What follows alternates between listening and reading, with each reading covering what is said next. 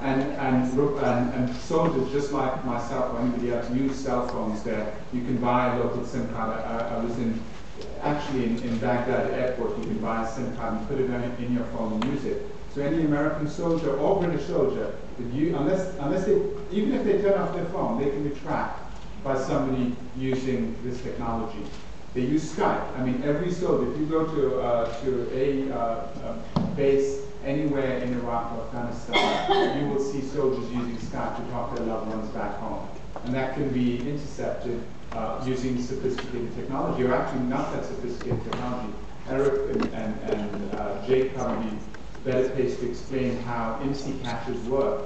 But literally, you can take a 10-pound phone and transform it into a tracking device where you can follow people. So unless they ban these soldiers from using phones and Skype, they will be at risk. Everybody is potentially at risk from this technology. But maybe Jake or Eric can explain more about how the technology works. I mean, you can pretty much ask yourself a question, which is, am I carrying a mobile phone? And if you are answering that with a yes, you can actually just replace that question with, am I carrying a tracking device that also happens to make phone calls? And the answer to that is actually also yes, it turns out. Because that's what GSM is. GSM, the cell phone technology with SIM cards that is used all around the world, is a tracking network that also happens to make phone calls. And as it happens, well, there may be some kinds of very bad security. It is the case that the telephone systems themselves are designed architecturally to support the politics of surveillance.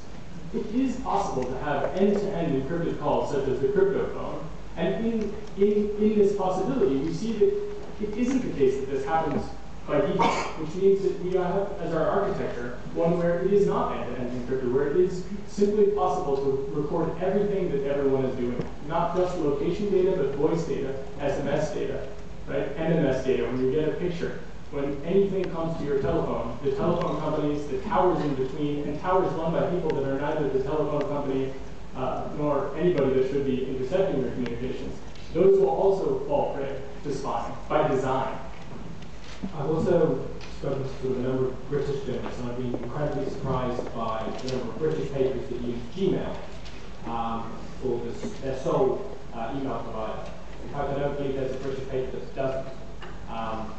The two sort of attack vectors on that are both legally and technically. The documents that WikiLeaks are publishing today show that almost every single interception tool that is being deployed now can break Gmail HTTPS. And they do that in a number of ways, and if you look through the documents, it will explain. In many cases, there are slideshow presentations saying, proven fraud, breaking Gmail, proven fraud, breaking Yahoo. And the other one is, of course, all of this data is held in the States.